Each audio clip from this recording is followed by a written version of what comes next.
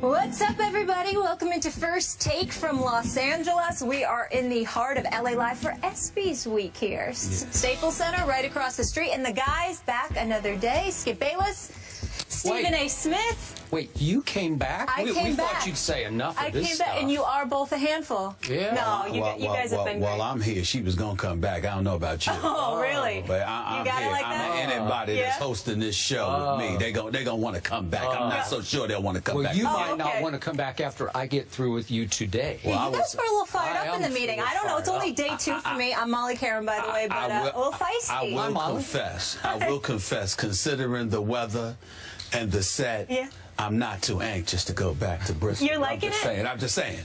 I feel like I'm learning about you. Miami, Atlanta, and LA. Yeah. I feel like I'm catching a pattern You're here. going to learn he's not in Bristol very often. Oh, okay. I won't put anybody's business in the streets, but I'm starting to get it here. All right, coming up, we got a busy show today. Chris Tucker from Friday. He has a new Netflix comedy. We're going to discuss that. And will Kevin Durant stay in OKC?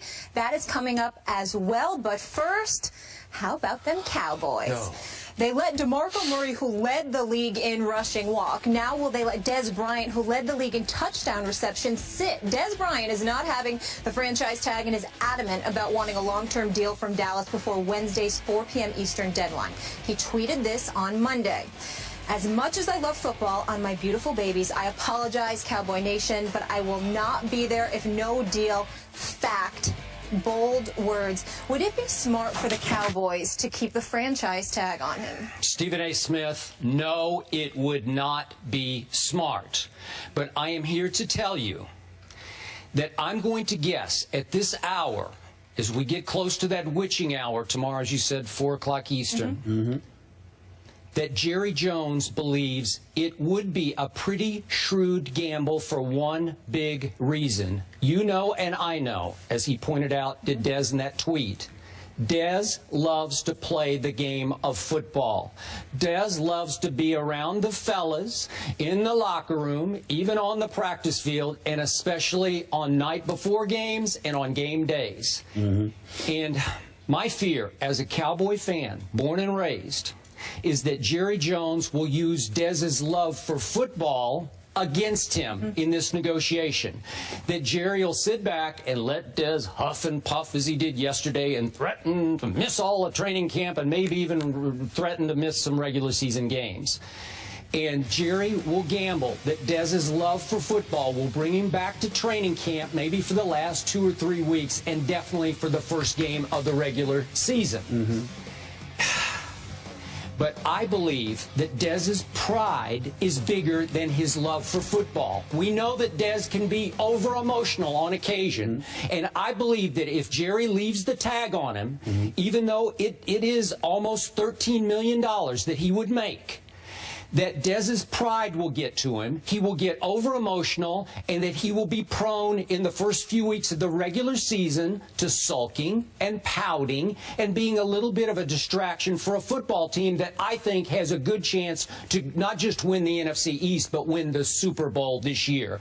So I'm going to say, I think it's going to be way better than it was last year, now that Sean Lee is back, a guy that you continue to diss on this show. I do not diss him. I just acknowledge the fact that the brother's always hurt. Yeah, well, we'll see. All. I think he's not going to be hurt this year. All right. So my bottom line is that keeping the tag on Dez will hurt the football team more than it will help the salary cap. Skip Bayless, I agree with you in that regard. If you franchise tag Dez Bryant, it definitely will be to the detriment of the Dallas Cowboys, but it's not because you're going to use the word pout. I think that that has a negative connotation. That's not something I'm going to attach to Dez Bryant in this particular instance. Wait, let me amend that. Sure. His heart won't be in playing football. Fair. That's fair. That's fair. That's totally fair. What I will say to you, however, is this. First of all, don't think for 1 second that he's going to cave too easily. Don't think that with Rock Nation, with Jay-Z, with Juan Perez and those brothers that are representing him, that they're not in his ear. I think that has a lot to do with why Eugene Parker is gone as opposed to Rock Nation, you know, obviously now being there. It's no knock against Eugene Parker whatsoever. He's seasoned. He's a veteran as an agent. He's exceptional at what he does. We all know this. But at the same time, when you're old school, you sort of have have that mentality that it's about business, which we all can appreciate because that's just the smart thing to do. That's the smart way to go. And deviating from that usually doesn't work to your benefit. I don't care in today's society, previous generations, it doesn't matter. Business is business, and that overrules emotion and all of that other stuff. But you're going to have people that play into Des Bryant's ear by reminding him of his value, what he's worth, and how he shouldn't settle for significantly less anyway than what he is worth. And they are absolutely right to send Des Bryant that message. Here's where it gets interesting. And you bring up pride. And again, we're not talking racial as in a negative connotation in any stretch. I'm just giving you some insight. When you talk about young black men, what corporate America needs to understand is right or wrong, foolhardy or not, the word respect resonates with a lot of dudes, particularly when they consider themselves to be an individual who has earned it. If you are Des Bryant, you led the league in touchdowns. You've been obviously a stabilizing force. You're one of the individuals that helped Tony Romo excel the way that he excelled. Because when all else failed, Jason Witten wasn't the only dude that he was able to go to. It was Des Bryant.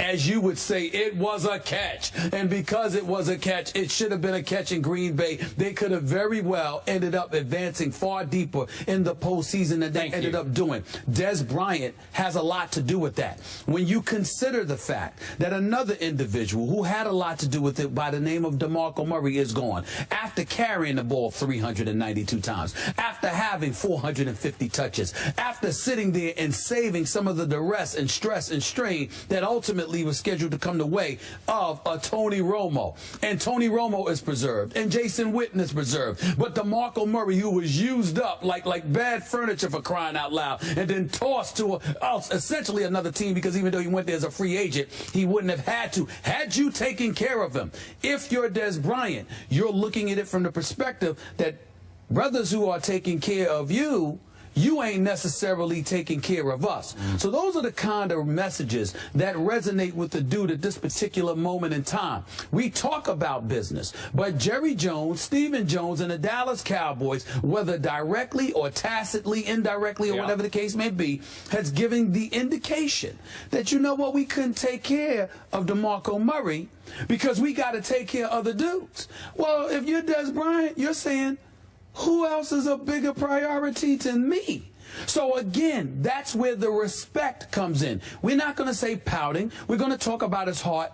But his heart is about the fact that I'm a Dallas Cowboy. I'm proud to be a Dallas Cowboy. And more importantly, I'm a reliable Dallas Cowboy. I don't have back issues. You understand? I'm not wondering whether you're not wondering whether or not I'm going to play on Sunday afternoon. But the guys that you had questions about, although it's the quarterback position and it's incredibly pivotal, and we understand that, Tony Romo at the time had one playoff victory in his career, and he was known, despite his numbers, as somebody who was prone to make big mistakes in big moments, which would impede a team's ability to progress.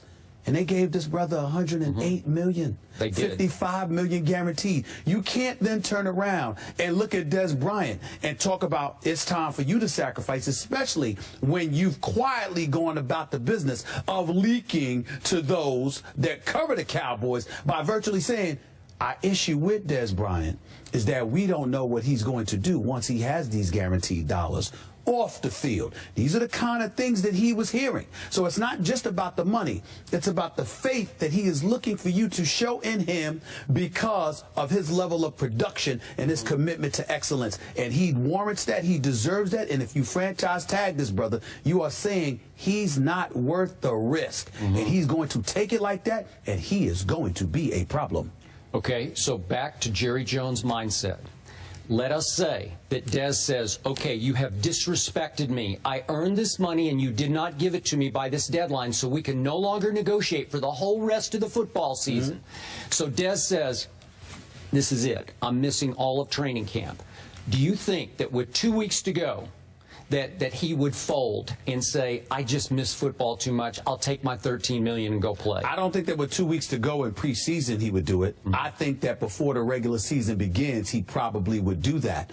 But then you also have to take into consideration, and we can't escape this reality. Football is such a violent sport.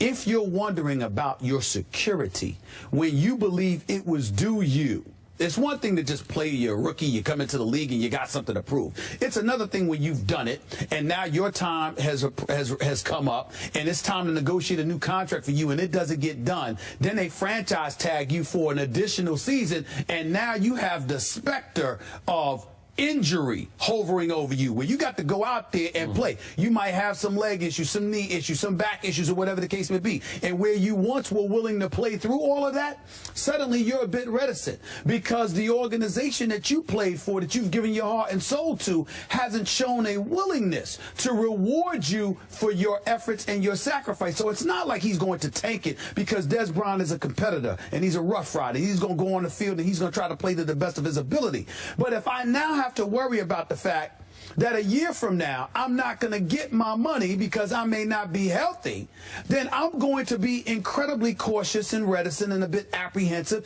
It's going to showcase itself in my game. And suddenly I'm not going to want to take risks. Suddenly going across the middle to catch a pass, you know what? Give me an out pattern. Throw it out, throw a bomb to me. I'm not trying to go over the middle. I'm not trying to get my legs taken out from under me. I'm not trying to take unnecessary risks because I'm trying to get paid.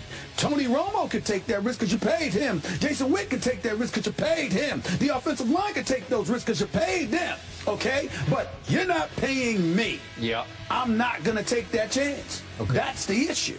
Okay, my bottom line to this discussion is what you reported yesterday. Tom Condon no longer, from what you're hearing, involved as the point person. No, that was direct. By the way, that was directly from Rock Nation. Yes.